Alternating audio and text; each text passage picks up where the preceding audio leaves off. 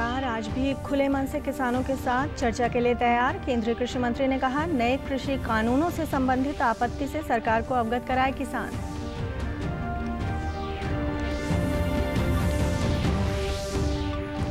केंद्रीय खेल मंत्री ने टोक्यो ओलंपिक्स में खेलने वाले भारतीय खिलाड़ियों का मनोबल बढ़ाने के लिए शुरू किया हमारा विक्ट्री पंच अभियान। हरियाणा खेल एवं युवा मामले निदेशक ने प्रदेश के खिलाड़ियों को दी शुभकामनाएं।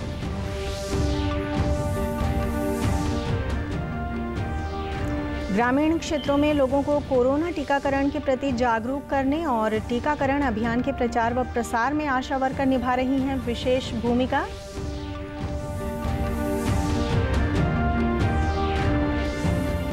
और सूचना एवं प्रसारण मंत्रालय के क्षेत्रीय लोक संपर्क ब्यूरो द्वारा कोरोना टीकाकरण के प्रति जागरूकता बढ़ाने के लिए नूंह जिले में विशेष अभियान की शुरुआत। नमस्कार, मैं ऋतु कौशिक। अब समाचार विस्तार से। केंद्रीय कृषि एवं किसान कल्याण मंत्री नरेंद्र सिंह तोमर ने देश के कृषि वैज्ञानिकों की सराहना करते हुए कहा कि भारतीय कृषि अनुसंधान परिषद ने बीते 9 दशकों से अधिक के समय के दौरान देश में कृषि के विकास में उल्लेखनीय योगदान दिया है। ICAR के 93वें स्थापना दिवस के अवसर पर एक वर्चुअल कार्यक्रम के दौरान कृषि मंत्री ने देश के वैज्ञानिकों और प्रगतिशील किसानों कृषि को विकास की रीढ़ बताते हुए उन्हें सम्मानित किया। केंद्रीय कृषि मंत्री नरेंद्र सिंह तोमर ने कहा कि हमने किसानों से नए कृषि कानूनों के संदर्भ में बात की है। उन्होंने कहा कि किसानों को नए कृषि कानून के जिस भी प्रावधान में आपत्ति है वो हमें बताएं।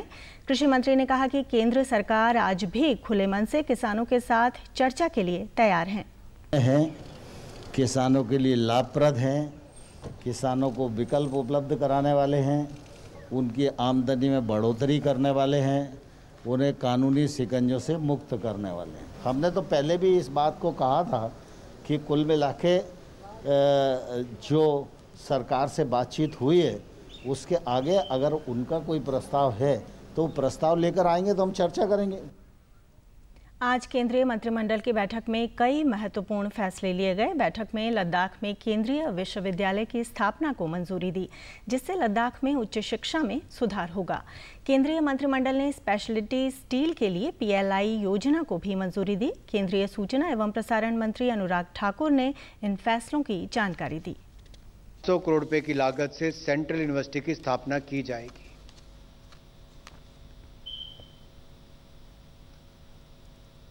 और इसकी स्थापना से जहां एक और उच्च शिक्षा के क्षेत्र में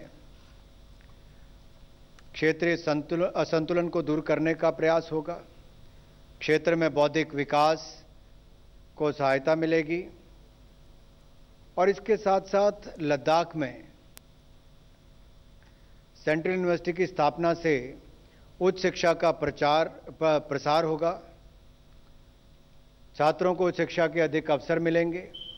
ये सेंट्रल यूनिवर्सिटी वहां पर अन्य शिक्षण संस्थानों के लिए भी एक मॉडल का कार्य करेगी। खेल मंत्री अनुराग सिंह ठाकुर ने टोक्यो ओलंपिक्स में हिस्सा लेने वाले भारतीय खिलाड़ियों को चीयर करने के लिए सोशल मीडिया पर हमारा विक्ट्री पंच अभियान शुरू किया है। उन्होंने लोगों को चीयर फॉर इंडिया को जन आंदोलन बनाने की अपील की है। इंडिया इंडिया, ये है मेरी टीम और ये रहा टोक्यो ओलंपिक्स में हमारी टीम के खिलाड़ियों का मनोबल बढ़ाने के लिए हमारा विक्ट्री पंच। आइए टोक्यो में इंडिया को रिप्रेजेंट कर रहे भारतीय एथलीट्स का मनोबल बढ़ाएं। आपको करना सिर्फ इतना है, अपने दोस्तों के साथ, अपने परिवार के साथ, अपनी टीम के साथ इंडिया को चीयर करते हुए हमारा विक्ट्री पंच वीडियो बनाएं। आगे 5 लोगों को टैग करिए और चीयर फॉर इंडिया को एक जन आंदोलन बनाइए। कल से टोक्यो ओलंपिक की शुरुआत हो रही है। हरियाणा खेल एवं युवा मामले के निदेशक पंकज नैन ने खेलों में भाग लेने गए सभी खिलाड़ियों को शुभकामनाएं दी और कहा कि प्रदेशवासियों के लिए ये गौरव की बात है कि इस बार ओलंपिक खेलों में भाग लेने वाले 127 भारतीय खिलाड़ियों के दल में सर्वाधिक 31 खिलाड़ी हरियाणा से हैं। उन्होंने उम्मीद जताई कि ये खिलाड़ी पदक जीतकर देश और प्रदेश को गौरवान्वित करेंगे। सबसे बड़ी खुशी की बात है कि भारत से सबसे बड़ा कंटिंजेंट ओलंपिक खेलने जा रहा है और उससे ज़्यादा खुशी की बात हम हरियाणा वासियों के लिए ये है कि उस कंटिंजेंट में अगर कोई स्टेट सबसे ज़्यादा रिप्रेजेंट कर रहा है वो हरियाणा है। 127 खिलाड़ियों में से 31 खिलाड़ी हमारे हरियाणा के खेलने के लिए जा रहे हैं और इनमें से काफ़ी खिलाड़ी ऐसे हैं जो वर्ल्ड रैंकिंग 1 या 2 पर हैं। तो इस बार हमें जो पदक आने हैं उनकी भी काफ़ी अच्छी उम्मीद है। उन्होंने बताया कि ओलंपिक खेलों में भाग लेने गए प्रदेश के सभी खिलाड़ियों को 15 लाख रुपए की राशि दी जाएगी और इसके अतिरिक्त स्वर्ण, रजत व कांस्य पदक प्राप्त करने वाले खिलाड़ियों को क्रमशः 6 करोड़, 4 करोड़ व 2.5 करोड़ रुपए की राशि दी जाएगी। जो हमारे ओलंपिक में खिलाड़ी जा रहे हैं उनको सभी को 5-5 लाख रुपया अग्रिम राशि भी प्रोवाइड की थी ताकि वो अपनी ट्रेनिंग अच्छे से कर सके। सभी ओलंपिक पार्टिसिपेशन वाले खिलाड़ियों को टोटल 15 लाख रुपए की राशि एज अ पार्टिसिपेशन के रूप में दी जाएगी। इसके अतिरिक्त जो भी खिलाड़ी हमारा गोल्ड मेडल, सिल्वर मेडल या ब्रॉन्ज मेडल लेकर आता है उसको ये इनामी राशि करोड़ों में है, 6 करोड़, 4 करोड़ और 2.5 करोड़ रुपये है। तो इस तरीके से हमारी सबकी शुभकामनाएं ये है कि हमारे खिलाड़ी ज़्यादा से ज़्यादा मेडल लेकर आएँ। और लोगों को कोरोना टीकाकरण के प्रति जागरूक करने और टीकाकरण अभियान के प्रचार व प्रसार में आशा वर्करों की विशेष भूमिका है। नारनौल के गहली गांव में आशा वर्कर घर घर जाकर लोगों को कोरोना वैक्सीन लगवाने को लेकर प्रेरित कर रही है और लोगों को कोरोना महामारी के बारे में पूरी जानकारी दे रही है, जिसके परिणाम स्वरूप लोग बढ़ चढ़कर टीकाकरण करवा रहे हैं।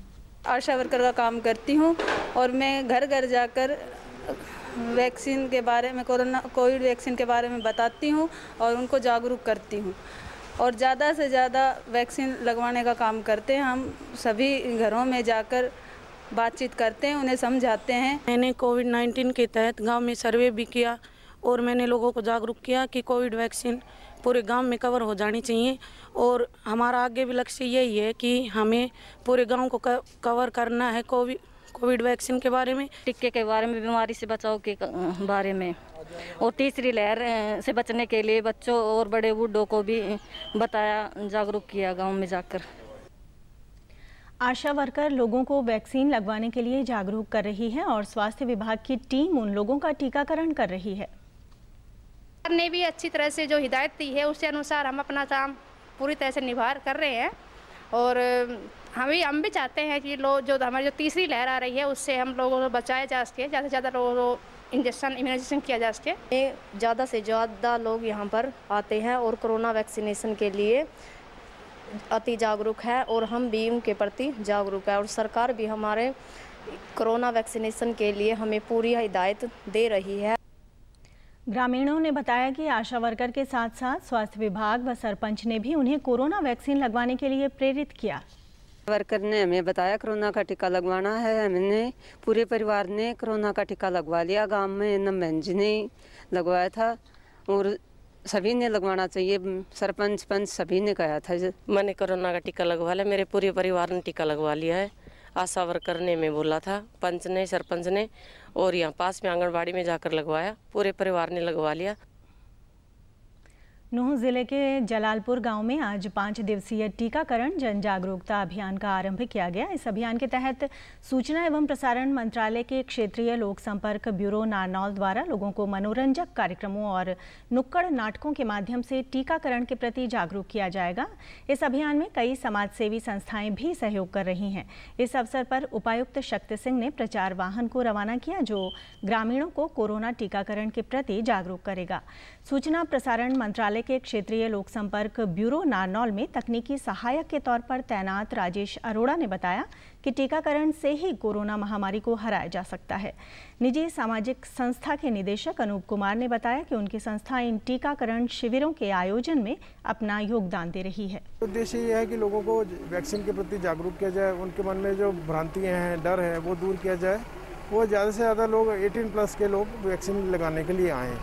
इसके अलावा मोबाइल वैन द्वारा, माइकिंग द्वारा भी प्रचार किया जा रहा है, लोगों को जागरूक किया जा रहा है। कई गांवों में आने वाले 5 दिनों तक प्रचार किया जाएगा। फिर मोटिवेशन के लिए लोगों को प्रोग्राम हुए हैं और उनका काफ़ी अच्छा रिजल्ट रहा है। 200-250 लोगों तक की संख्या में लोग जुड़ जाते हैं और लोगों में मोटिवेशन होते होते धीरे धीरे करके टीकाकरण भी बढ़ा है। तो आज ये हिलालपुर में हमने प्रोग्राम किया है और जो वैन है सूचना प्रसारण मंत्रालय की 5 दिन तक लगातार अलग अलग गाँव में घूमेगी। हमने घर घर जाके एक तो रजिस्ट्रेशन किया है, लोगों को जागरूक करने के साथ साथ उनको बताया कि आपको कहीं और जाने के बजाय जो आपके गांव में हमारे संस्था की तरफ से अस्पताल चलाया जा रहा है वहीं आके आपको वैक्सीनेशन करना है।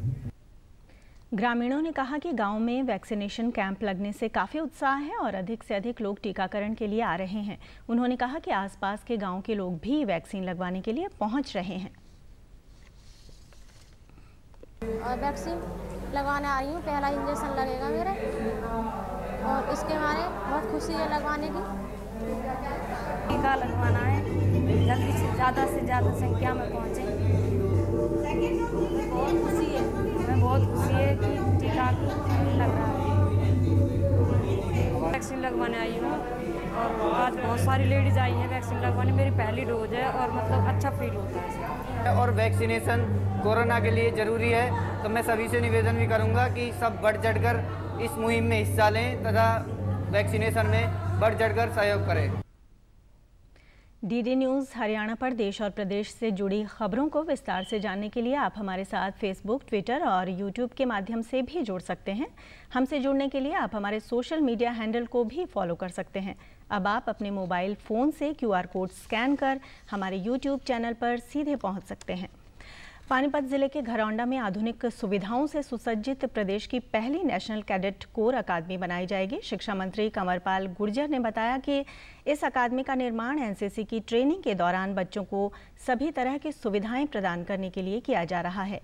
उन्होंने बताया कि ये ट्रेनिंग सेना के अधिकारियों के द्वारा बच्चों को दी जाएगी। शिक्षा मंत्री ने बताया कि अकादमी में बच्चों को ट्रेनिंग देने के साथ साथ लड़के व लड़कियों के लिए अलग अलग छात्रावास और प्रशासनिक भवन का भी निर्माण किया जाएगा।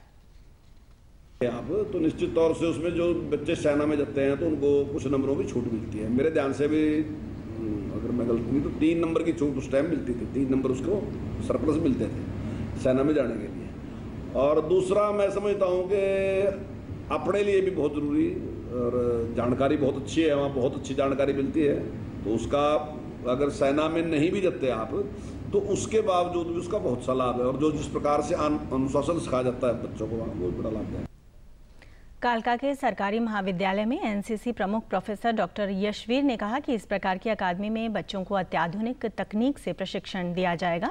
उन्होंने कहा कि पहले स्थायी प्रशिक्षण भवन न होने से कई बार बच्चों के प्रशिक्षण कार्यक्रम स्थगित करने पड़ते थे, परंतु अब लगातार प्रशिक्षण शिविरों का आयोजन किया जा सकेगा। NCC विद्यार्थियों ने कहा कि अकादमी बनने से दूर दराज क्षेत्रों में आयोजित प्रशिक्षण शिविरों से होने वाली असुविधा से भी बचा जा सकेगा। परमानेंट जो सेटअप है उसके बिना कई बार हम पोस्टपोन करने पड़ते थे। जो कैंप लगते थे वो अगर NOC नहीं मिली सेटअप से तो वो बाद में करना पड़ता था, प्रीपोन करना पड़ता था, पोस्टपोन करना पड़ता था। लेकिन जैसे ही हमारे पास एक परमानेंट सेटअप हो जाएगा तो कैंप की जो फ्रीक्वेंसी है वो भी बढ़ाई जा सकती है, उसकी ड्यूरेशन भी बढ़ाई जा सकती है। हमारे जो NCC के थ्रू हमारे को SSB के लिए तैयार किया जाता था, हमारे को एजुकेशन दी जाती थी। तो सर हमारे एक परमानेंट स्थान हो जाएगा कि जहाँ हमारे को फिक्स कि हमारे को मेंटली प्रिपेयर, फिजिकल इस चीज़ के लिए हमारे को तैयार किया जाए ताकि हम SSB क्रैक कर सकें और आर्मी में ज़्यादा से ज़्यादा बच्चे जा सकें। जैसे कि हमारे पहले कैंप बहुत दूर दूर लगते थे और हमको आने जाने में बहुत ज़्यादा परेशानी होती थी। वो परेशानी थोड़ी बहुत कम होगी और इससे आधुनिकीकरण की तकनीक आई है ये और एक परमानेंट सेट बन जाएगा। देश में पिछले 24 घंटों में 41,000 से अधिक नए मामले सामने आए हैं, जबकि 38,000 से अधिक लोग स्वस्थ हुए हैं, जिससे रिकवरी दर 97.35% हो गई है। केंद्रीय स्वास्थ्य और परिवार कल्याण मंत्रालय के मुताबिक राष्ट्रव्यापी टीकाकरण अभियान के तहत देश में अब तक कोविड टीकों की 41 करोड़ 78 लाख से अधिक खुराक दी गई हैं। प्रदेश में भी अब तक कोरोना टीका की लगभग 1 करोड़ 8 लाख 23 हज़ार से अधिक खुराक दी जा चुकी हैं। प्रदेश में कोविड से 7,59,000 से अधिक लोग स्वस्थ हो चुके हैं, जबकि 789 मामले सक्रिय हैं। रिकवरी दर बढ़कर 98.65% हो गई है। अंत में इस बुलेटिन के मुख्य समाचार एक बार फिर। केंद्र सरकार आज भी खुले मन से किसानों के साथ चर्चा के लिए तैयार। केंद्रीय कृषि मंत्री ने कहा, नए कृषि कानूनों से संबंधित आपत्ति से सरकार को अवगत कराएं किसान।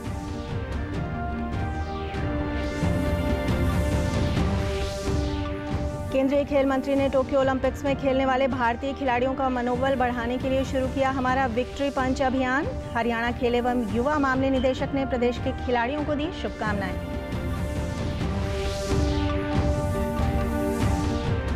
ग्रामीण क्षेत्रों में लोगों को कोरोना टीकाकरण के प्रति जागरूक करने और टीकाकरण अभियान के प्रचार व प्रसार में आशा वर्कर निभा रही हैं विशेष भूमिका।